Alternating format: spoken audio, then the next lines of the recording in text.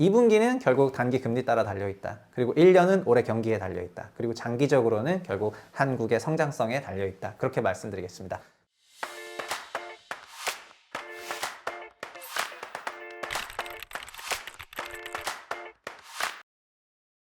안녕하세요. 최상욱의 부동산 심부름센터 센터장 최상욱입니다. 오늘은 24년 1분기 주택시장 결산을 해보고 그리고 남은 기간 주택시장 어떻게 바라봐야 되는지를 말씀을 드리겠습니다.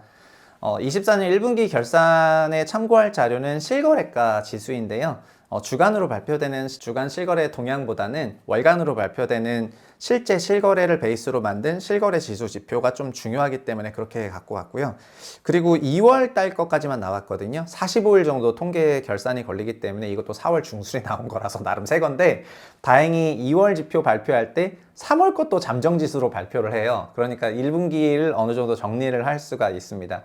그래서 올해 1월, 2월, 3월 정도를 생각해 보면은 전국 아파트 시장만 봤을 땐 전국 아파트 시장은 보시는 것처럼 전년 말, 그러니까 23년 말 기준으로는 0.26% 정도 상승을 했고, 그 다음에 전월비로는 0.18%, 그리고 24년 3월에도 0.09%, 월에 0.09는 주간 기준으로 0.02 정도 되는 거니까 거의 변화가 없는 거거든요. 근데 전국은 그렇고, 수도권은 전년 말 기준 0.7이니까, 그리고 다음 달에 수도권이 0입니다. 이게 되게 중요한데, 수도권 광세장이 3월달 실거래가 지수 기준으로는 거의 끝난다고 생각을 하는 것 같습니다.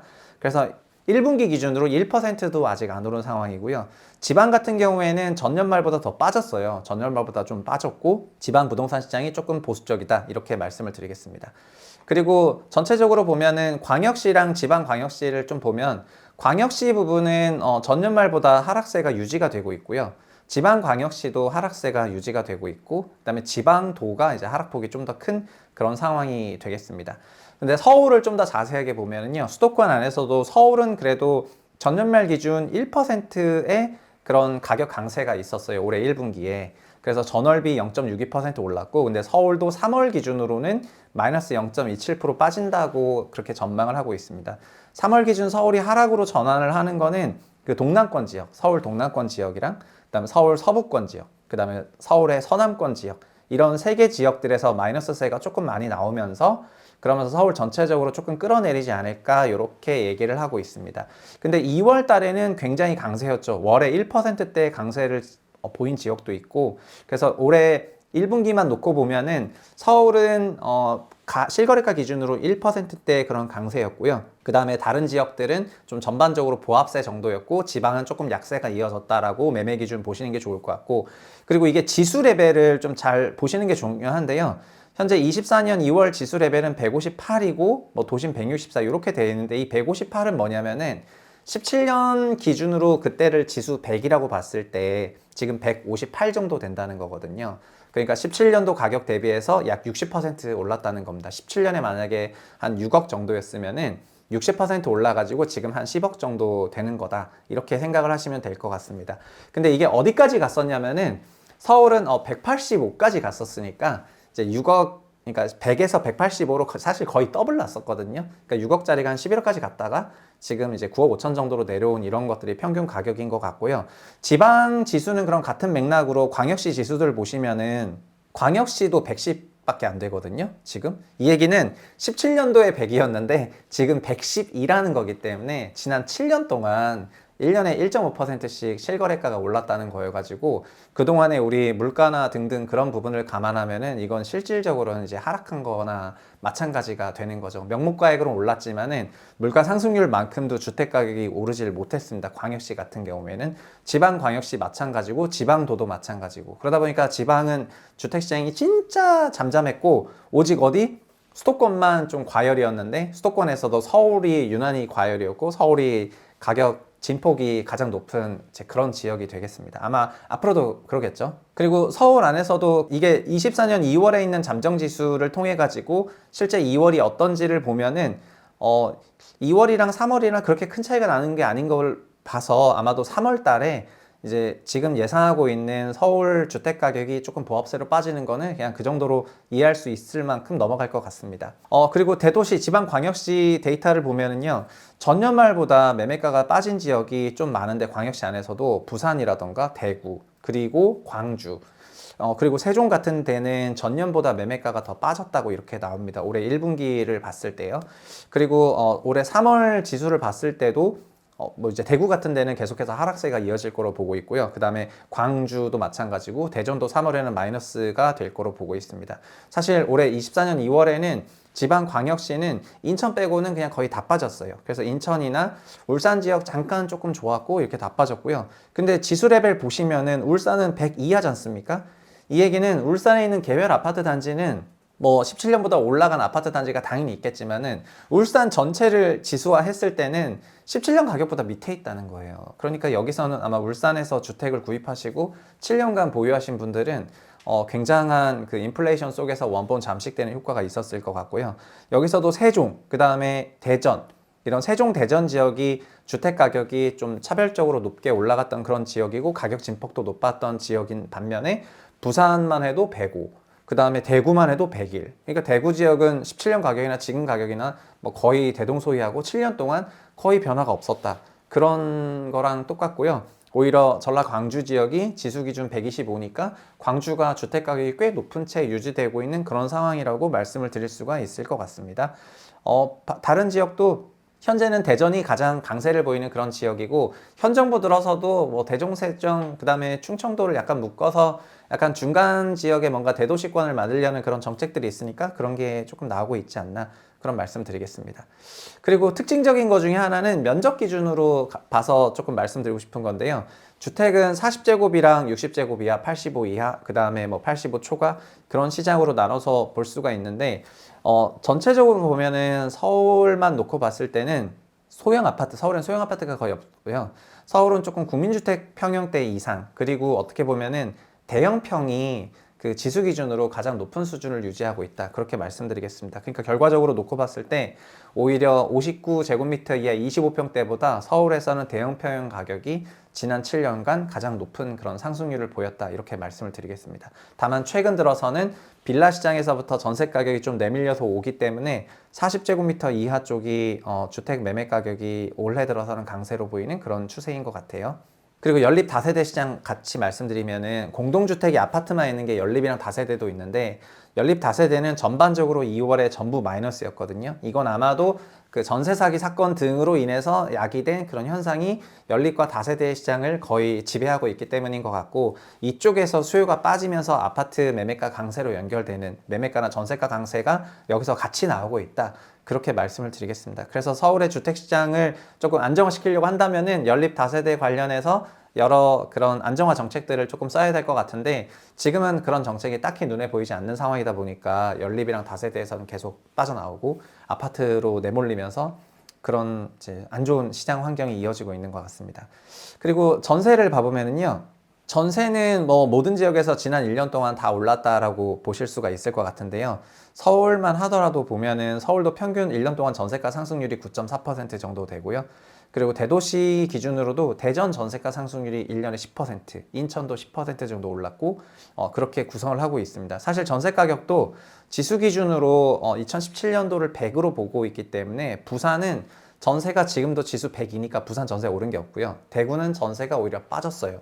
17년 가격보다 현재 전세가 더 낮은 전세 보이는 지역이 많이 있습니다. 전세가 그래도 조금 오른 지역은 인천, 광주, 대전, 세종 지역이 이런 지역이 좀 올랐는데요. 지난 1년 동안에는 뭐 대전이라든가 인천 이런 지역에서 전세가가 좀 많이 올랐습니다. 물론 낙폭이 엄청나게 컸었기 때문에 지난 1년 동안 반등해서 이렇게 오르긴 했는데 이마저도 지금 부산, 대구, 소위 그러니까 부울경 지역은 현재 주택시장이 거의 초토화되어 있는 뭐 그런 상태라고 볼 수 있을 것 같고 아파트만 좋고 비아파트가 안 좋은 게 좀 수도권 환경이면은 이런 지역은 아파트도 다 매매 시세, 전세 시세 전부 약세 시세가 이어지고 있는 그런 환경인 것 같습니다. 여기서 주택 공급을 했으니까 이제 미분양이 심각하게 나는 그런 상황이 되는 거죠.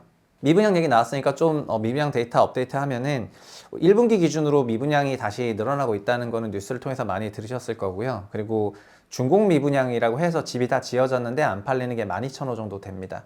그리고 여기 안 잡히는 게 오피스텔 같은 사업인데 대구에는 오피스텔 사업도 굉장히 많은데 이런 비주택 사업들이 주택으로 안 잡히다 보니까 미분양으로 안 잡히거든요. 근데 준공됐는데 안 잡히는 미분양이 이 데이터보다는 훨씬 많습니다. 특히 20년, 21년에 이런 비주택 사업들이 굉장히 각광을 받았는데 규제를 적용받지 않는다고 하면서 현재 이런 비주택 사업들에서 엄청난 데미지가 나오고 있는 그런 환경이어가지고 요거는 앞으로도 저희 채부심 채널에서 이런 현장들이 많다는 거를 조금 계속해서 현장 답사를 가면서 보여드릴 그런 생각이니까 영상 업로드 되면은 좀 많은 관심 부탁드리겠습니다.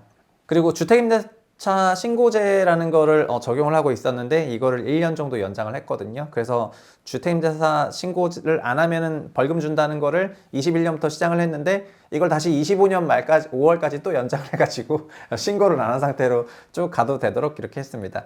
여튼 지금 정리를 하면은요, 1분기의 주택시장은 혼조세로 요약을 할 수 있는데 서울 강세였지만 혼조세였고 강세의 강도도 다소 약했다. 그렇게 말씀드리겠고요. 그리고 광역시나 비수도권은 전반적으로 매매 시세가 좀 약했습니다. 3월은 그리고 2월까지는 좀 셌고 3월은 다소 둔화가 예고되어 있다. 그렇게 말씀을 드리겠습니다. 뭐 총선 지난 4월부터는 지금 뭐 실거래를 받아보는 사람마다 서로 다른 얘기를 하고 있는데 그래서 최근 들어서 다시 부동산원이랑 KB의 주간 동향을 어디까지 믿어야 되냐 이런 얘기를 하시는 분이 많이 계신데 전반적으로는 그런 혼조 데이터가 나오고 있는 것 같고 서울만 약간 일부 지역 강세가 나오고 있는 그런 시장인 것 같습니다. 근데 저는 주택시장이 현재 수요와 공급으로 결정되는 그런 상품 시장에서 점점 금리라든가 미래에 대한 그런 스토리가 지배하는 자산시장으로서 변모해 나간다고 생각을 하고 있고요. 그리고 주택가격 역시 단기적으로는 금리로 가장 큰 영향을 받고 금리 부분이 올해 1월 달에 굉장히 우호적이었잖아요. 시장금리가 내렸으니까. 근데 4월부터는 연준에서부터 금리 환경이 좀 달라졌고 한국도 마찬가지니까 그 금리 부분이 시장금리가 다시 좀 올라갈 것 같고 지금 현재 4월 들어서는 채권시장이 다시 좀 굳고 있거든요. 그러니까 주택시장은 채권시장에 좀 한두 달 레깅을 하는 경향이 있어가지고 아마 주택시장도 한두 달 시차를 두고 다시 좀 경색되지 않겠는가 이렇게 생각을 합니다. 단기 뷰는 그렇고요. 중요한 거는 장기적으로 그럼 우리 주택시장을 바라보고 있는 요 시장 참여자들이 장기적으로는 주택 어떻게 생각하냐 그게 핵심인 것 같습니다. 그런 맥락에서 제가 스페인 데이터 하나 갖고 왔는데 우리나라가 앞으로 스페인이 되냐 뭐 호주가 되냐 이거가 굉장히 중요한 분기점인 것 같아가지고 참고로 스페인은 08년 금융위기 전에 이제 주택 가격이 이렇게 어마어마하게 상승했다가 한 20% 이상 25% 두드려 맞아서 지금 굉장히 장기간 횡보를 하는 와중에 이게 슬금슬금 이제 회복을 하고 있습니다. 그렇지만 전고점 회복을 못했어요. 그러니까 08년 고점 가격을 우리나라는 08년 고점 가격을 한 14, 15년에 회복을 했잖아요. 근데 스페인은 이 이후에도 회복을 못하고 2024년인데도 지금 전고점 가격을 못 가고 있는 그런 상황입니다. 그럼 이 나라는 지금 어떤 상황이냐면은 공급을 줄였는데 공급을 어느 정도로 줄였냐면은 이 공급 데이터 보면 진짜 충격받는데 이 정도는 돼야지 공급 절벽인 것 같습니다. 뭐냐면 1년에 월에 6만 호, 그러니까 1년에 한 5, 60만 호 공급하다가 지금 2010년대 중반에 월에 얼마로 줄였냐면은 월에 3,000세대로 줄였거든요. 그러니까 1년에 3만 호. 이해가 되십니까? 한국도 1년에 40만 호 분양하거든요. 근데 그거를 1년에 4만 호 분양하는 레벨로 줄여서 갔는데도 불구하고 어떻다? 회복을 못했어요. 그리고 지금은 어느 정도? 1년에 3,000호 공급해요. 1년에 3,000호. 주택 분양을요.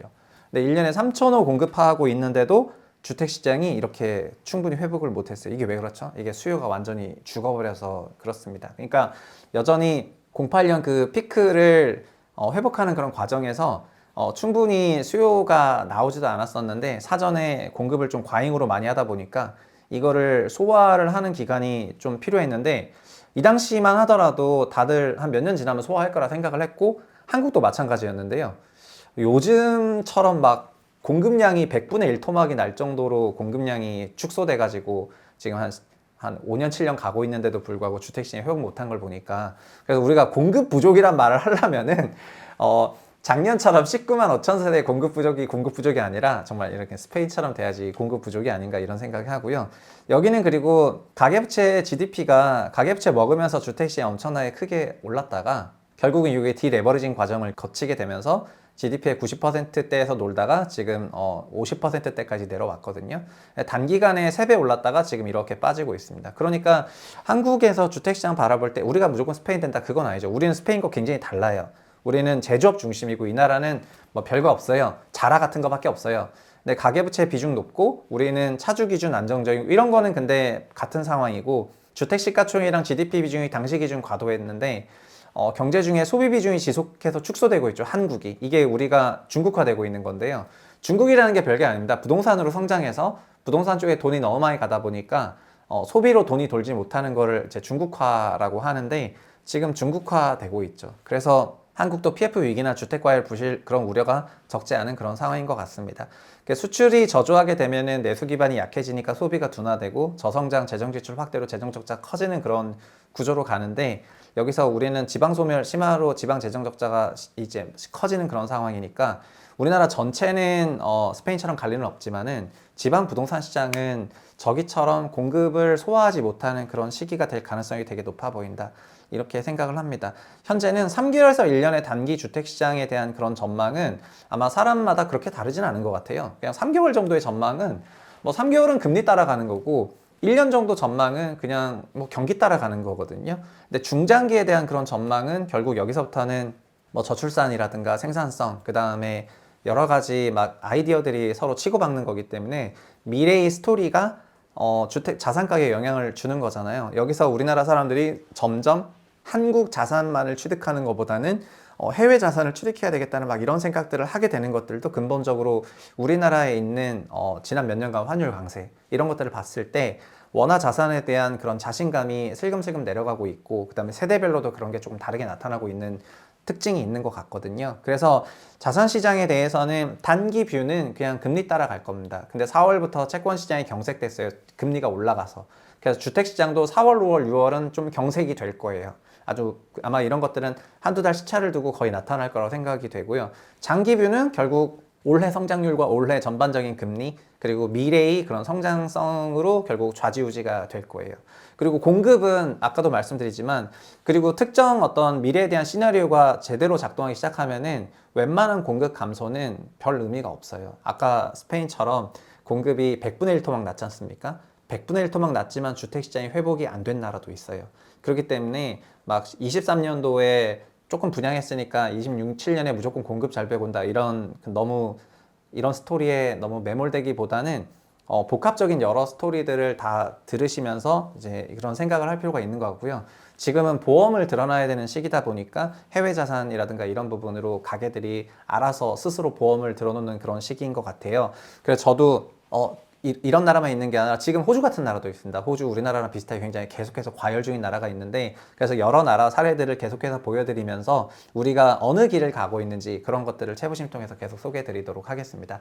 오늘 1분기 결산 이렇게 마치도록 할 거고요. 오늘의 결론은 2분기는 결국 단기 금리 따라 달려있다. 그리고 1년은 올해 경기에 달려있다. 그리고 장기적으로는 결국 한국의 성장성에 달려있다. 그렇게 말씀드리겠습니다. 감사합니다.